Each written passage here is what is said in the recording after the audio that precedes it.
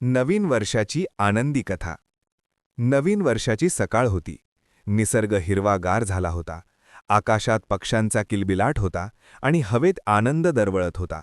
त्या सकाळी लहान श्रीकृष्ण आणि त्यांचा जिवलग मित्र हसत हसत हातात हात घालून चालत होते. डोळ्यात निरागस आनंद होता आणि मनात नव्या वर्षाची सुंदर स्वप्न होती.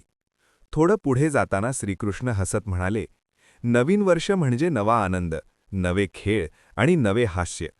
त्यावर मित्र हसून म्हणाला, आणि एकमेकांचा हात कधीही न सोडण्याचं वचन. दोघेही पुन्हा हसत पुढे चालू लागले, कारण त्यांना माहीत होतं की जिथे मैत्री, प्रेम आणि विश्वास असतो तिथे प्रत्येक वर्ष आपोआप सुंदर होतं. Happy new year. हे नवीन वर्ष तुमच्या आयुष्यात आनंद, मैत्री आणि सकारात्मकता घेऊन येवो. जय Shrikrishna. Happy new year. Like करा, सबस्क्राईब करा, शेअर करा.